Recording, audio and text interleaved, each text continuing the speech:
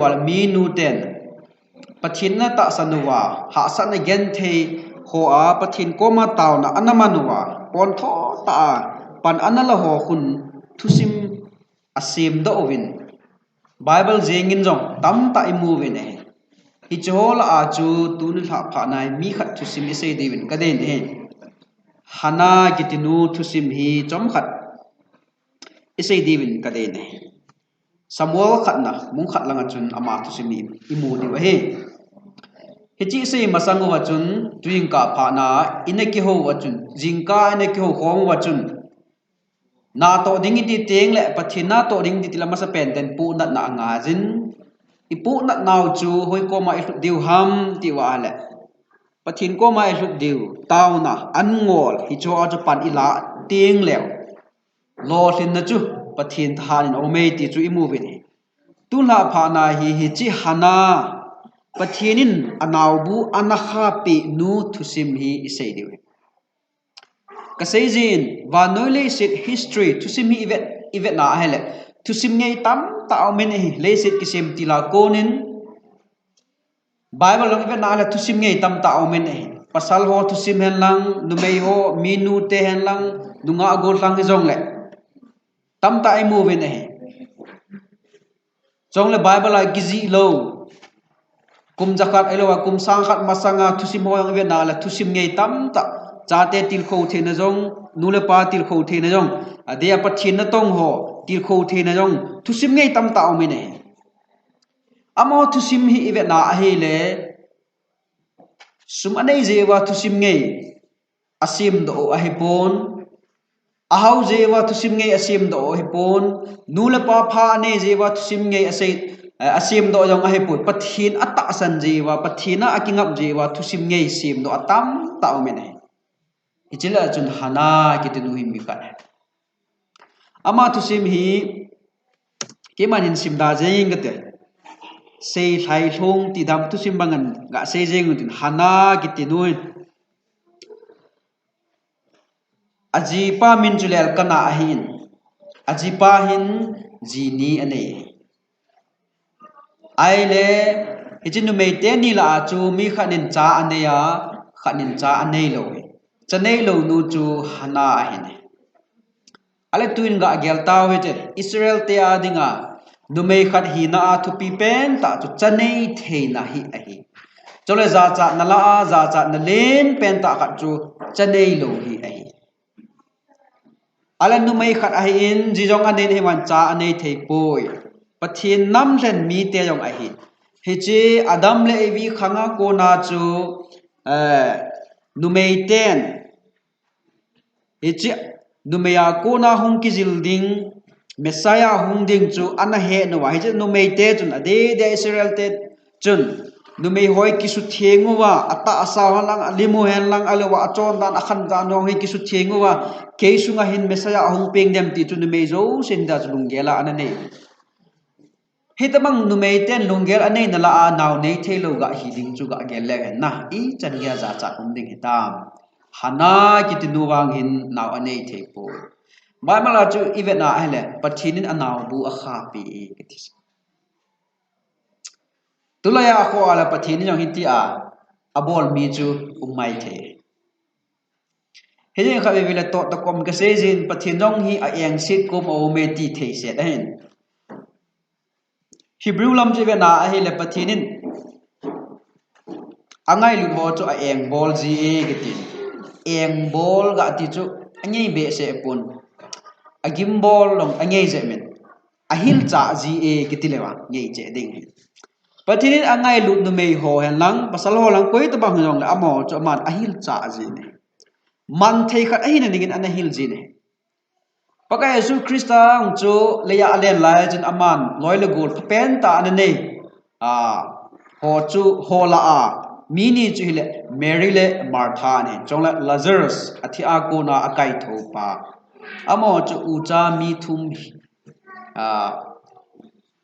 hidiu da na hin aman ama ho in sum chu anga ya ngai lu da hin akiwo pin ala ni kha chu Lazarus ahung thitan Lazarus athi phana jun me ni se o min in sunga chun adang ho thu sima ki sei po je chun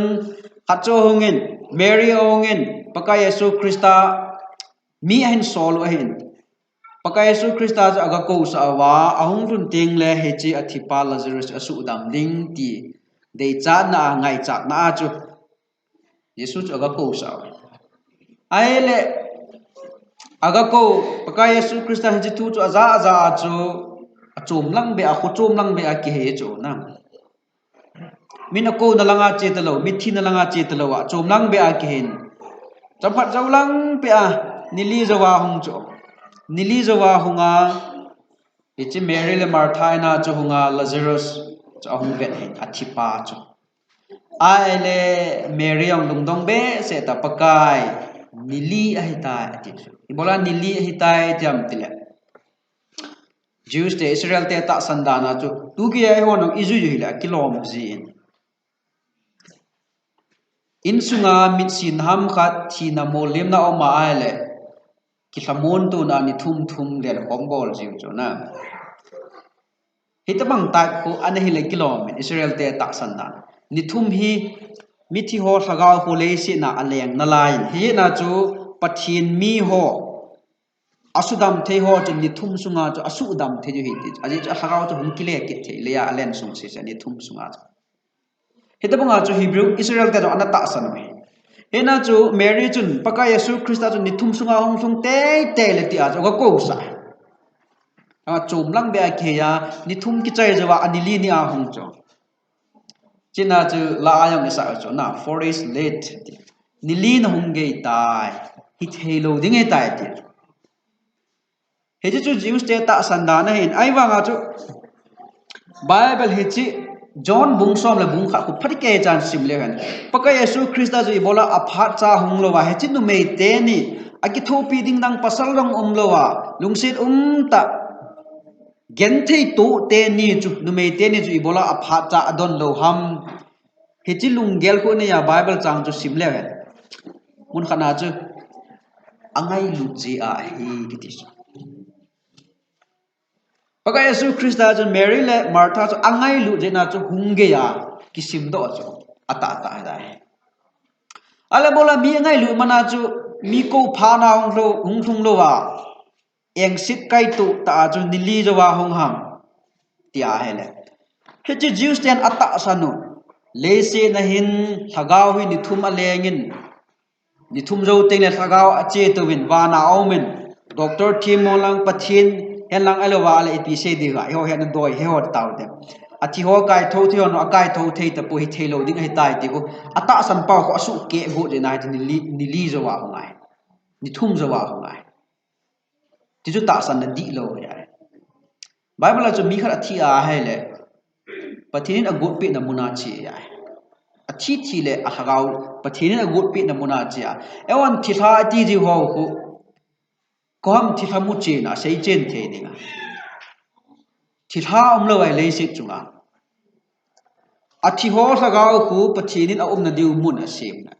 le si chunga kha ve le ki mu pel ra ma kha ve le a thim lai he thelo na di lai ya bo khu thi tha i mu no mu cho na a ki che la khu thelo to i bola he ti cham zo wa hi dan ki lang zo Pathinin azut na ding mun asim tu namuna chu chi wa leisi chunga aleng pu win Jews no heta jona ta san oi ina hi chi ta san rong chu asu ke a hil chit nom le na chu ni thum zo wa honga am ho ta san na chu he pathin alo Pakai Yesu Krista jeng no sudam thei ta pon te ti chu ni li ni a su dam pathin tang wan Ale hechi Mary le Martha numeiteni ina thil kidang abol pha na chu Bible a ki ji aman Jesun hechi Mary le Martha angai lu je na hungge a hi ti pa chu hung ki phu chen cha chu ki mu chen ta ni amani in sung thusima ko na chu mi azan Pakai Yesu Krista ahin ta san ta na hiti chu pathinin Jesun adei ji na hiti a chu umaya Ale amho ta sandan jun ni thum ki ka chun hungen lang su thole midang in jong abol the a hi doctor team ho ala pathina han ho ta namang hon akai tho the ji chu ni thum sunga chu a hi the na lai the a hi the lo zo pha na chu aman a hi the sa he chi thusima ko na mi tam ten Jesu an ta san angai lu je na em bol he itabang mga cho ko la nu te yong yo itu pi wa he kon pakai kin jeng Kabol ding hi ti jo Mary le Martha jon amani dei phat ta cho pakai hung ding amani dei phat ta cho pakai ataw na asan on ding achon danu ata san dan to ki to wa chu pathin na ato dinga chu agiel hon he ai pathin na to do ti cho ai pol hena aman se cho koi hi le ki ta san chu thi jong le hing ki ding a hi ati ai la Mary pakai hi chu ka hena ve ai wa nga haya pakai in asei chu hi le tu a ka thu sei nei ta sana a hele tu a yong athipa he ni thum zo hi jong le tho thei ding a he ati na he cho ai wa nga Mary chu pakai wa no le chit ki chai ni teng le mithi ho atho ki ding chu ka hena he chi pa cho sei cha ma ai wa nga chu pakai su kristan asu ki pa sei na hena zo pathini ta sa na pathina ai ki ngai po wa le thil zo se ibol zo se hi mi mit mu ding in editi da za cha ta jong hi the alwa hale nang na ki gel na ong che wa ka zo lo ding hi tai ti jong mai te hi na lung thi man na taw na pu na ho cho ai wa pathin to ki wa khom po wa hale lo thing ding hi ti chu imu ne bible hin ibet wa hale taw na hi joguk wal ve record aki bol ne hi chola hin jali ta bang bo hi akidon bo ne abang bang taw na hi kidon bu lo tam taw me ne ai chu Ahao het khambip siwa taw na imanu hin pathirin wa noi le si na mizo si ave na hing kom ve na khusung veng sung ve na insa in thang ve na itaw na he ama min lo pi ding hinam mizo si adinga phachum ding hinam ti kho ve na idon ji ehon cho cho ki gel phalo wa ina khat ve bile gel dinga de um do na taw na zo se pathinin lo hin lo pi tele chun ne insa anu ham ne insa pa ham ne in thang pa ham chu phathina achang na dem yong ko gel je ke dunia nu te taw naw zo se pathin e don but leo insa in thang alwa ale khusa khurang ho phathina achang na di bem dunia ke taw hai pathin e don but han lang le ka insa pa phathi achang na dem atam lo achang lo ding hi ai e ho ni thu mut le e ho ikisa do wa Ahao i hau wa ini chen wa I cha teo hung ham phana mi te la aman cha the ong hi ding chu hui de yu hi chu pathin de hi lo wa mi zo si ahong khan to wa mi zo se pathin he na mi zo si phathi achan di pa pathin lung ge la ya hi ti asu na to e je nu te no in sunga I pi pu na de wam I bi penta taw na I mon wam hi choyong chu pathin de lama hilowa ale itaw naw idoi chu lo hling lo ding ya ai wanga na taw na chu ne in sa nu ne in thang nu ai lowa ale na ji na cha al mitam ta dinga ai lowa ho bung khan to na ding a hi lewa pathin in edon bu de ya chong ayo sei wa hana tu sim chu avel nga ve kinu de apat na pena chu ama chu za cha azon kan setan za cha ta thil ato ya he anaw bu ki kha pi hin asuna ki ka chun ajipa chun ji ni anei kitle akhan nu chun cha anei kinin hi ji chun khat nu chun penina kitin ham ama chun hana chu anel pe jing ji ekati chu avet dan adai chawain na hiti a chu now dei thelo nu po atia aza cha na dinga chu an ho ji hanan ana thu le ai wanga hana thusima ko na ikijil do de she invested her life for the family aman ahin kho chu a in sung phat chu na dinga bo aman hichi elkana jinu khatnu chun iti anel pe wanga chu alung han na kiji khalo pi chong aji alung han na thu kiji phap akiji khapon alwa ala hichi nu to akina na thu yong akiji khapon aji panji ni anei wang chun aji pa yong angai lu in chong le achan khom pi khat nu jong angai lu in achan khom pi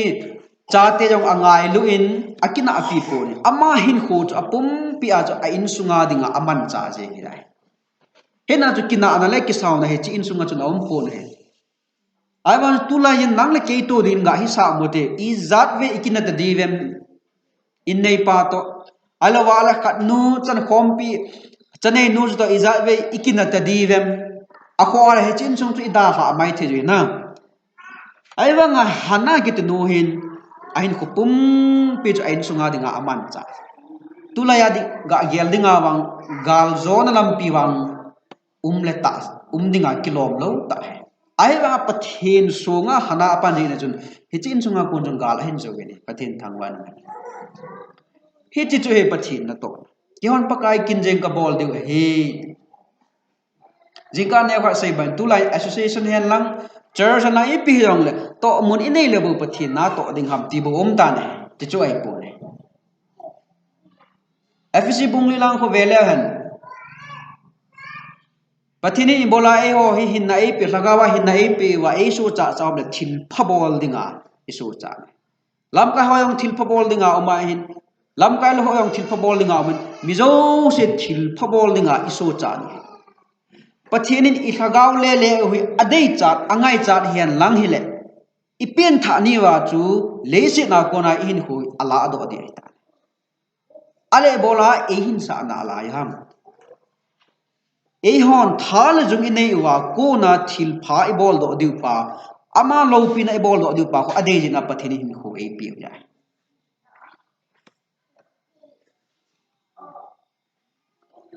abana chun hana chun ahin ko chi ti man kinam le she invested her life in prayer this amma sa pena cho ahin ko chu apha nei zo ahin sunga dinga amana chong le ahin ko apha ho chu anina chu taw na man chu tulai minutam ta nu de ni ko minutam ta hen in sunga adei lo ho khu koi ko ma ase wam kinna na bo sei ta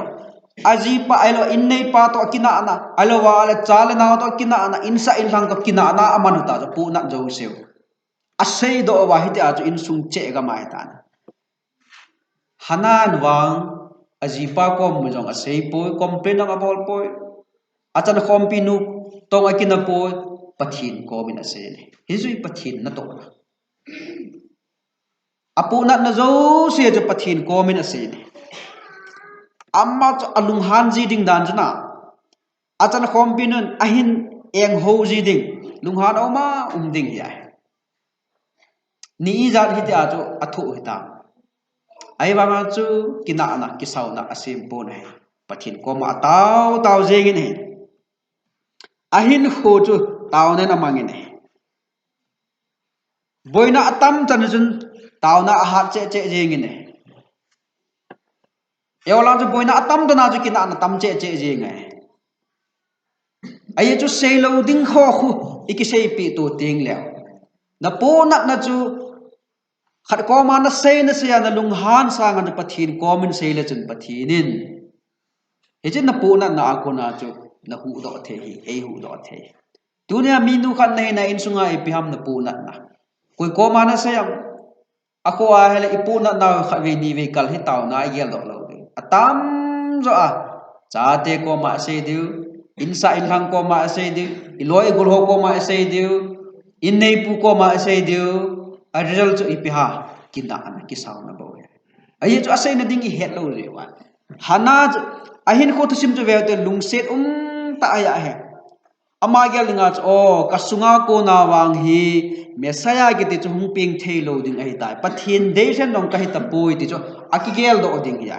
ai wanga ama sa sam di lo chu taw na amat taw na amat apu na zo pathin kom asut jenga hala wan langa ho kisalung gim ta so thilan god pe ta wa ne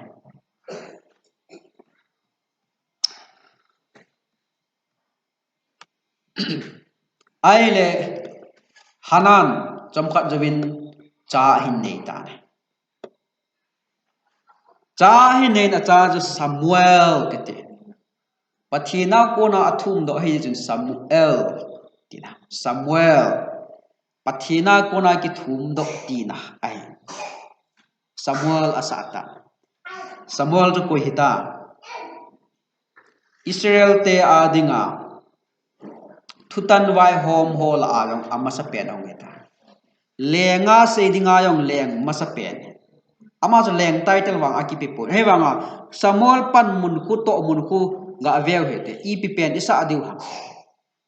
leng yong kiti de lo he wanga lenga kise thutan vai hom ho la ang pang lo ima thutan vai hom ho na to ato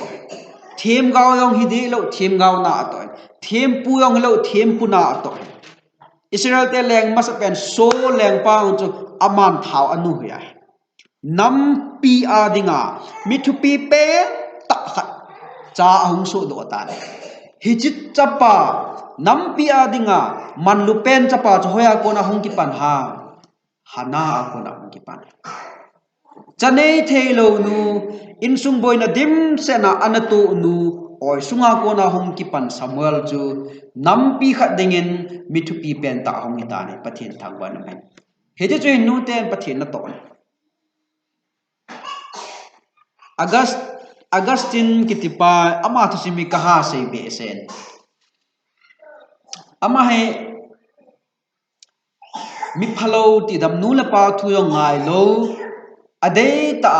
lekha simna a ki chim chawaya hin khu adei ta namang numei to kivop sumle pai adei ta amang mi ni ni anu hi Monica ni kiti chu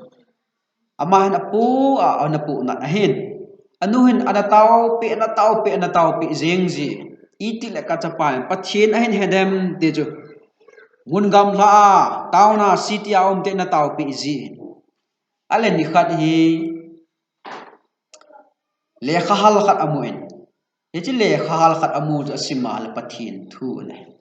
heje pathin thu asima kun chu na hung ping thain Krista hin na nei tai hechi pha ta ki to che chun in mona chu anun ipi bol ham le achapa dinga tauna nama Tisim chu ache kina hele hechi pha lai ta chun anu chu aloi ho khat to aki ho ve ti chu aloi khat to aki ho kim lai ta chun hechi Augustine nu chun ai alung ge lai tawin ei ki ti khat o me taw na lung ge le an ge da pet pen aki ho chu da kha taw na aman ataw phat lai ta chu hilanga achapan le kha pathin thu anasima apin tha pe lai ta chu heje chu pathin na to mi nu te pathin na to na chu en sunga mi pa te to kidel lit jong le ni zo lo de we na zo lo de we chanu cha pa hoi ta ta to kidel ding tha zo de tong la na zo lo de we na pathin to pan ko mu wa le nam khat no ki zo wai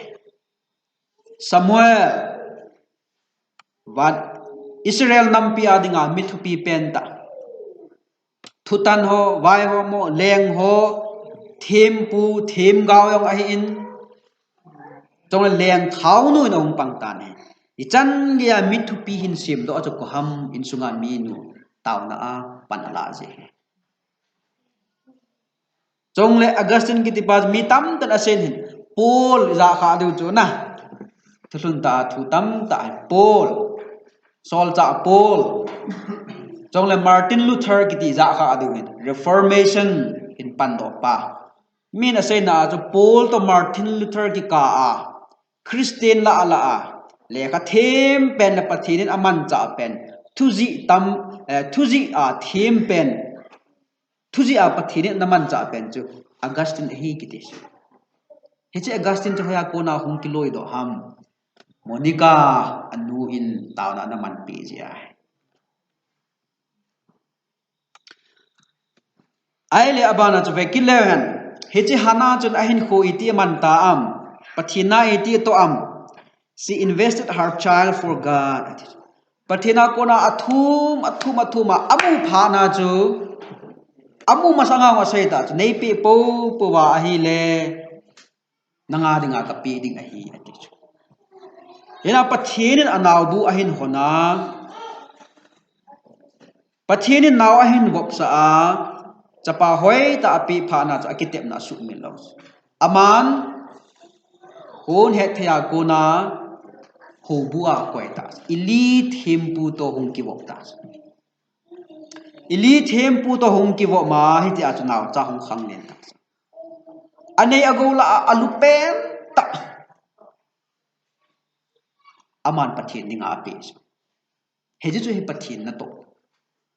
tulai hon pathin na to na iman ho hi iman wal ngan ngan oi ta sumhian lang thilhian lang ipi zong le iman wal ho hi tulai minu mi pan Bible college a chate asol ho hi chate la la man thei lo pen sei ngai lo ne alwa anu ma wa ho alwa school pass thei lo 10 12 alwa BA MA pass lo ku Bible college a kison ei ho vet dinga tu nule pass kadei mo ata kadei mo ka sol hei ti cho ti lo ei wa nga aman cha thei lo pen ho ku Bible college a kison sumla pai aha nei la go ahia thilman lu go ahia pathin to na iman ho event wa hi le alupen ta hiji ta pon hanan wang aman pathin api ahin khuwa man lu asa pen ta chu pathina dinga api do pathina dinga man lu pen ta api do ji na chu pathin long thilman lu tam ta Israel nam pum pi a dinga an sim do hi chi Samuel a ko la ina chu tu la phana agel khom niu chu nang lai ken ipi am ipathin na to ni ngai ipo na naw ma na pathin common se yute ipe no mu wa hala aphen ta apeu hite pathin go ap ho cha hen lang phat hen lang hin kho hi hen lang nei la go hyong le pathin ap ho wi ai choma ma aman lo hoi mang le hen thil man lu akona jo pathin thil man lu ap di wa he ti chu imu ben hai John Wesley ki ba hai Methodist hobung hin pando pa hen tulaya hi hobung church history ho hi evena hi le aphalo alo wal kina kisauna umbe se pun tulaya ho bo kisauna omen ahin pando ho chun pathin mancha mingen an hi pathin na to ninga hobung ho ahin pando kiloi khom ja chum chum do hi chi phat la ya cho ana phachum na tulaya wang ve na lang ki khen tel na dim se tan apan do ho doi le tu dong chu ki mu phatalo John Wesley ki divine Methodist ho bung hin pan do pa hen ama hin ain khusum ke ya pathin na ana to hen England ga ma na ana to hen hi chi ato sunga jun pathin thu se ni sang som li wal thu se na ana ne je more than 40,000 sermon ki de ye chu ni si ta banga ana se hi kilom jeng ni pathin thu se hi cha ju sakola anawa le ji England gam pum pi a khu revival long khu ama ko na English te sap te khu revival chang wa hena ju le khabu khara ke ji ni ju England before and after Wesley ekitin England to sim Wesley masanga to Wesley zowa kiti England ko apum pi a ki khel jeng hin echi John Wesley khanga ko na mi khat jong la pathin to pan khom te hi chan ya na to theina cho nei jong le ma cho agama lak ni mile tabang chu kenga alwa la sokola hita as na chi a gospel thupa kampum pia na se ya ale ahung dam mo ta na mai atam jo a chu hapta khana hi somneli somlanga ve somni ve changaman pathin thu ne se ji doctor bajun somneli ve se yung chun tamwa na lai he na than nong azo ta pui na on nong azo ta pui le lung hang cha hap ta khat na pathin thu somneli ve se ding hi jo doctor pan aphal ta lo na chu lung hang an pau za chom nong somlanga lang a hen he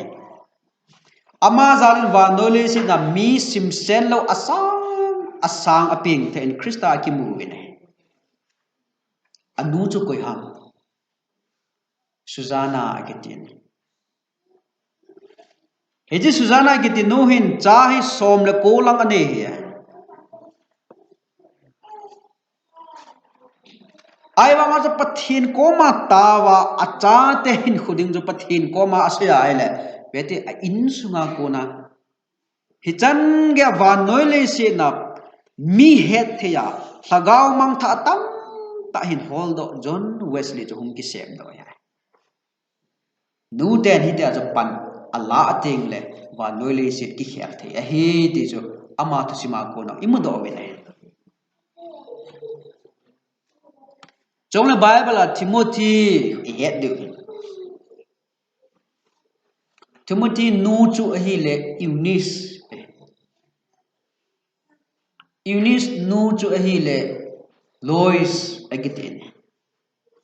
Bible là ki sei chu na pi a cheng ta san na chu te ung ki persona anu Eunice a chom khat jowa Timothy a ung lu na